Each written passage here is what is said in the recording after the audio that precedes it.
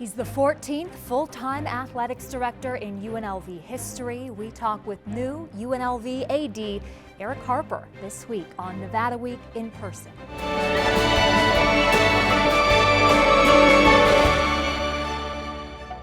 Support for Nevada Week in Person is provided by Senator William H. Hernnstedt and additional supporting sponsors.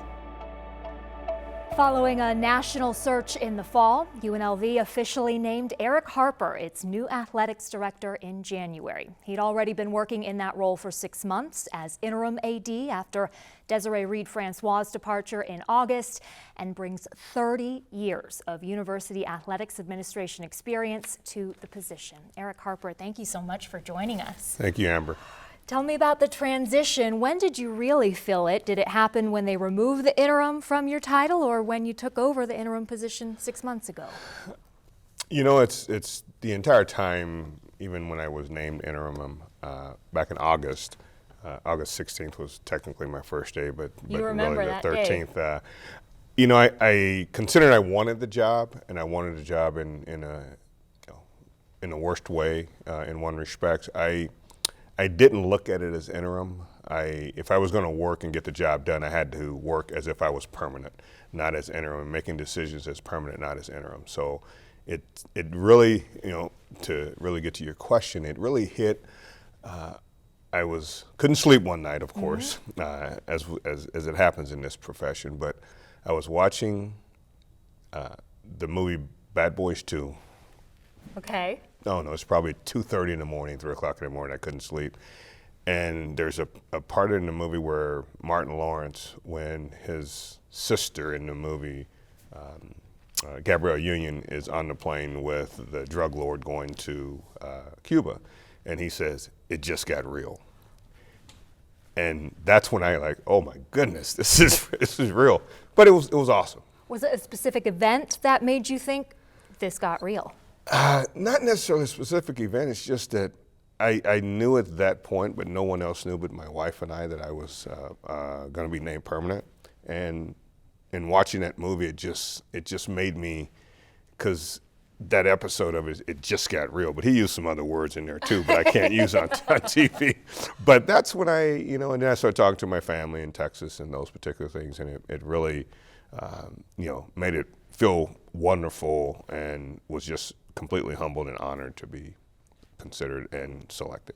Previously, you'd been there 9 years as Senior Associate Athletics Director for Development. So you started in 2012 under Jim Livengood, and then you had 2 different athletic directors after him.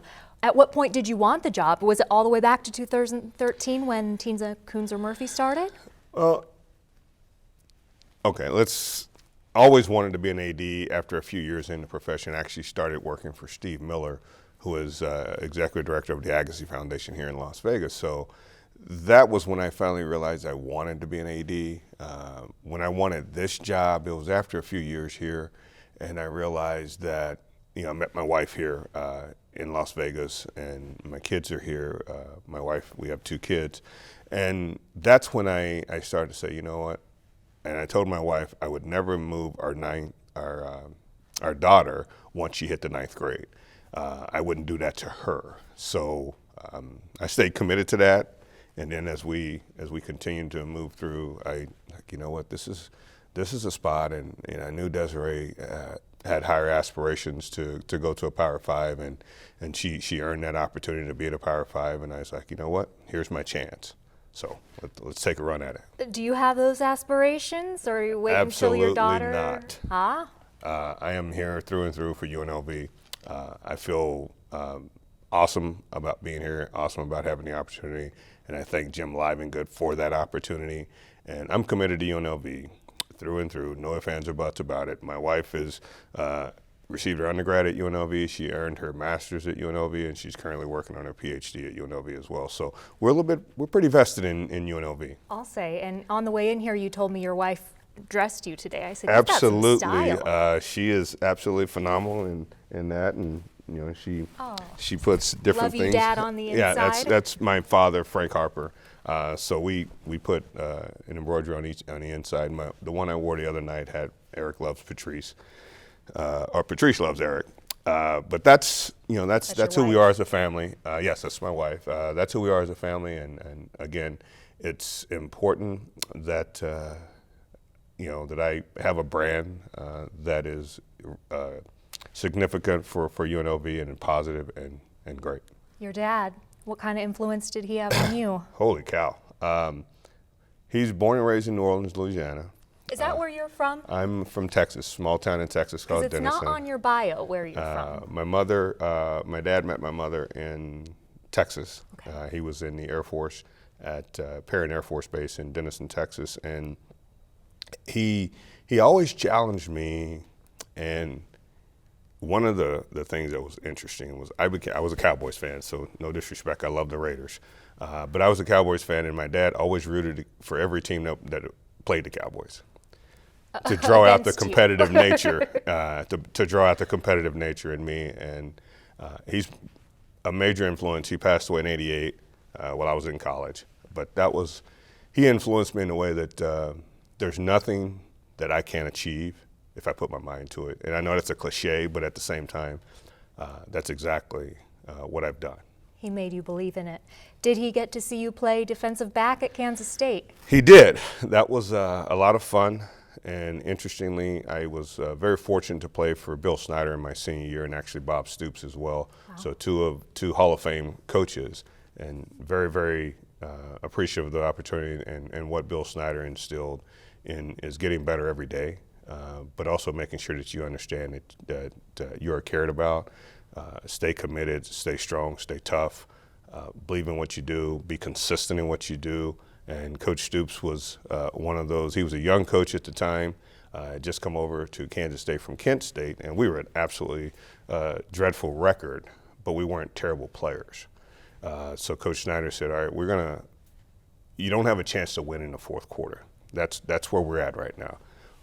We're going to give you a chance to win in the fourth quarter. We only won one game. It's Coach Snyder's first year, but we saw the progress. And Coach Bob Stoops was as tough as it gets, but as loving and as caring as it gets as well. I still keep in touch with Bob Stoops now. And when I was appointed permanent athletic director, Coach Snyder wrote me a handwritten note to say congratulations. Wow. That example you used of not being able to win in the fourth quarter, would you apply that to UNLV football currently? They're 2-16 over 2 seasons under Coach Marcus Arroyo.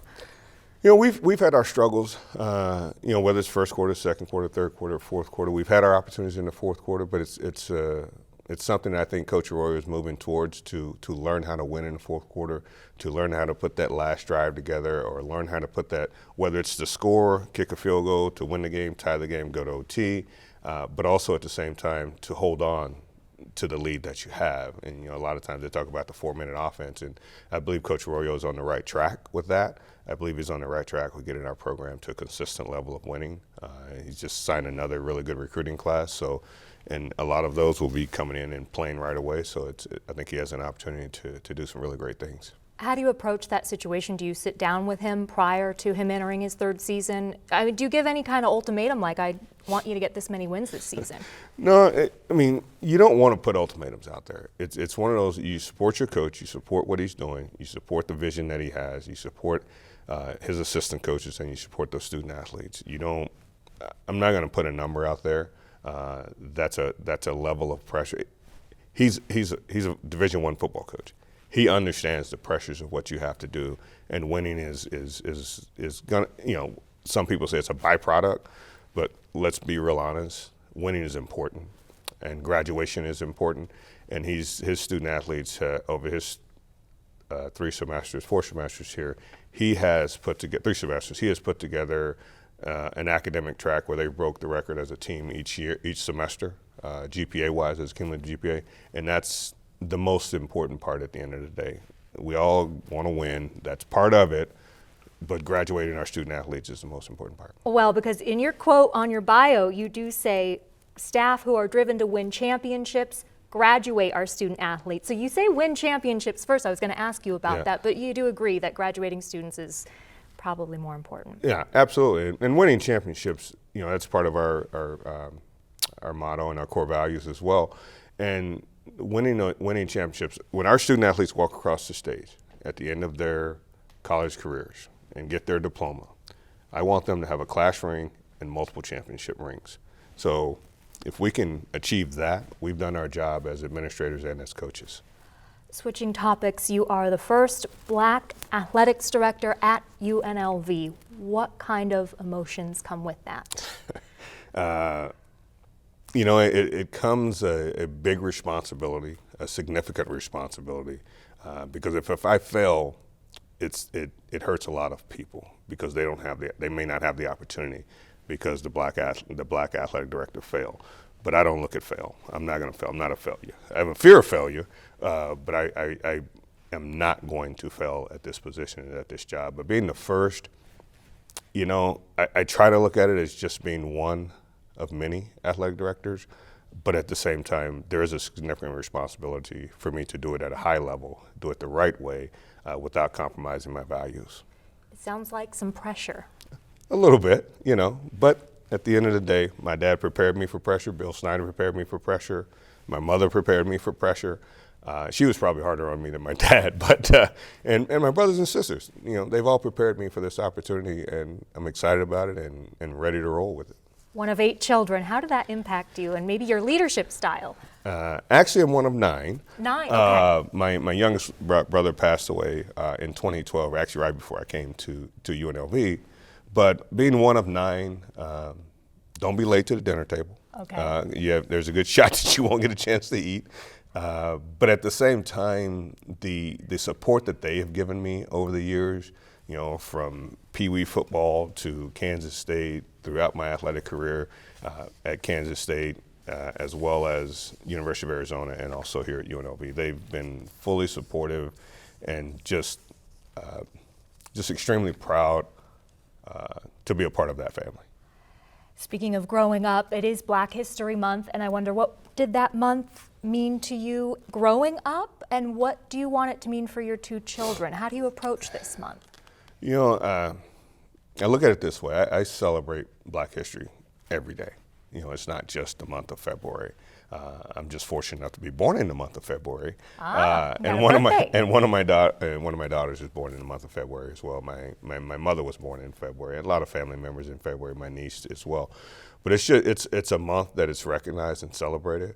But today, February 3rd, 1920, the Negro League was founded, and that's significant in the sense that there's so many Black baseball players that are in the Hall of Fame that have that can look back to this day as to why they had the opportunity to play Major League Baseball, and it's extremely important to me in the month. But I talk to my daughters about it on as much as we can without having just the sole focus of our days just being about Black history.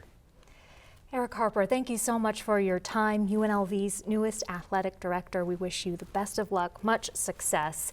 And to see more of our series, Nevada Week in person, go to our website, vegaspbs.org/inperson, and tune in Sunday at 5:30 p.m. and Tuesday at 7:30 p.m.